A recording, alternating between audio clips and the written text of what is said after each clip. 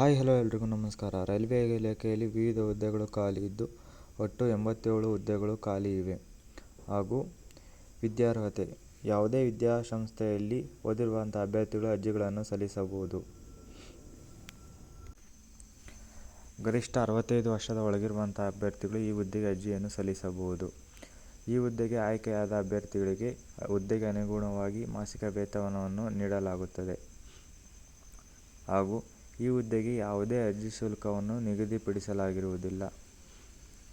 ಇನ್ನು ಈ ಹುದ್ದೆಗೆ ನೇರ ಸಂದರ್ಶನ ಮೂಲಕ ಅಭ್ಯರ್ಥಿಗಳನ್ನು ಆಯ್ಕೆ ಮಾಡಲಾಗುತ್ತದೆ. ಹುದ್ದೆಗೆ 27 ಜುಲೈರಂದು ಈ ಹುದ್ದೆಗೆ ಅರ್ಜಿ ಸಲ್ಲಿಸಲು ಪ್ರಾರಂಭವಾಗಿದ್ದು, ಆಗಸ್ಟ್ 20ರಂದು ಈ ಹುದ್ದೆಗೆ ಅರ್ಜಿ ಸಲ್ಲಿಸಲು ಕೊನೆಯ ದಿನಾಂಕವಾಗಿರುತ್ತದೆ.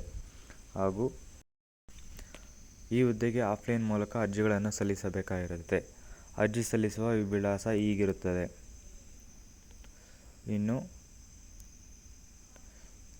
ಈ ಹುದ್ದೆಯ ಬಗ್ಗೆ ಇನ್ನೂ ಹೆಚ್ಚಿನ ಮಾಹಿತಿ ತಿಳಿದುಕೊಳ್ಳಲು ಈ ವೆಬ್ಸೈಟ್ಗೆ ಭೇಟಿ ನೀಡಿ. ಬೆಂಗಳೂರಿನಲ್ಲಿ ಈ ಎಲ್ಲ ಭಾಗದಲ್ಲಿ ಹುದ್ದೆಗಳು ಖಾಲಿ ಇರುತ್ತದೆ. ಬೆಂಗಳೂರು ದಂಡು, ಯಶವಂತಪುರ, ತುಮಕೂರು, ಕೃಷ್ಣರಾಜಪುರ, ಕೆಂಗೇರಿ, ಮಂಡ್ಯ, ಚನ್ನರಾಯಪಟ್ಟಣ, ಹೊಸೂರು, ಹಿಂದೂಪುರ, ಮಾಲೂರು ಹಾಗೂ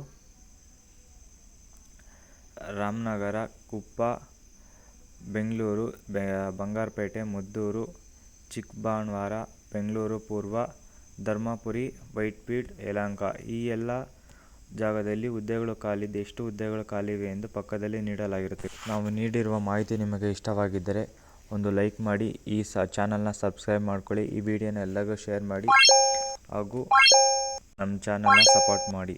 ಧನ್ಯವಾದಗಳು.